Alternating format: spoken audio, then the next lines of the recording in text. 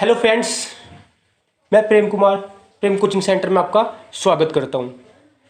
आज हम इस वीडियो में बीए प्रोग्राम फर्स्ट ईयर की हिस्ट्री का पहला टॉपिक पाषाण काल के बारे में बात करेंगे। आइए शुरुआत करते हैं।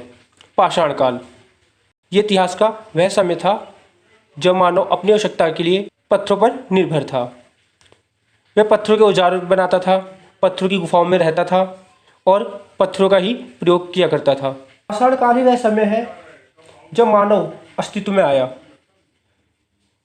इसी काल में मानव के उदय और मानव के विकास की कहानी प्रारंभ होती है।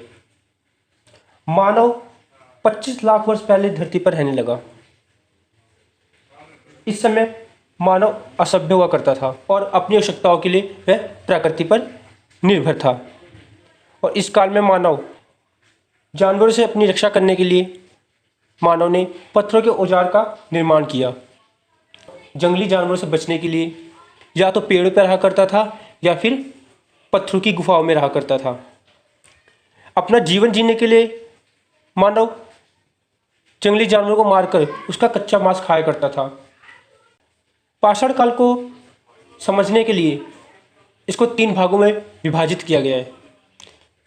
सबसे पहला है पूरा पाषाण काल, दूसरा है मध्य पाषाण काल और तीसरा है नव पाषाण काल। तो आइए पाषाण काल के इन तीनों कालों का अध्ययन हम गहराई से करते हैं और इसके बारे में जानते हैं। तो आइए आगे बढ़ें। पहला पूरा पाषाण काल, इसका समय 25 लाख ईसा पूर्व से 10,000 ईसा पूर्व माना जाता है। और इस काल का जो ज़्यादातर भाग था उस समय बर्फ़ से ढका हुआ था और मानव पूरी तरीके से प्रकृति पर आश्रित था। उस समय का मानव पशुओं के समान व्यवहार करता था। जानवरों को मारने, जानवरों का शिकार करने के लिए और उनसे अपनी रक्षा करने के लिए वह पत्थरों के बने औजारों का प्रयोग करता था। और उस समय का जो मानव था वो एक शिकारी था, वो एक आखेटक था जो शिकार करके अपना पेट भरता था। इस काल में मानव गुफाओं में निवास करता था और इस काल के जो मानव ने सबसे बड़ी जो खोज की वो की थी आग की खोज। हालांकि उसने आग की खोज की थी परंतु वह आग का प्रयोग करना नहीं जानता था। वह पत्थरों को घिसकर आग जलाया करता था। तो ये था पूरा पाषाण काल। आगे बढ़ते हैं मध्य पाषाण काल के बारे में। मध्य पाषाण काल, इसका समय 10,000 ईसा पूर्व से 4,000 ईसा पूर्व माना जाता है। इस काल में थोड़ा परिवर्तन हुआ और औजार पहले से छोटे हो गए, यानी कि इस काल में कुछ परिवर्तन देखने को मिलते हैं।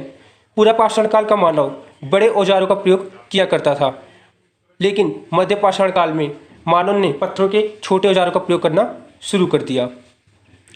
तापमान में परिवर्तन हुआ और गर्मी बढ़ने लगी, यानी कि मध्य पाषाण काल में तापमान में धीरे धीरे परिवर्तन होना शुरू हो चुका था, जिस कारण से गर्मी बढ़ने लगी। और इस काल का मानव कृषि करना सीख गया था। इस काल का मानव पशुपालक भी था। वह पशुओं को पालता था और साथ ही साथ कृषि भी करता था।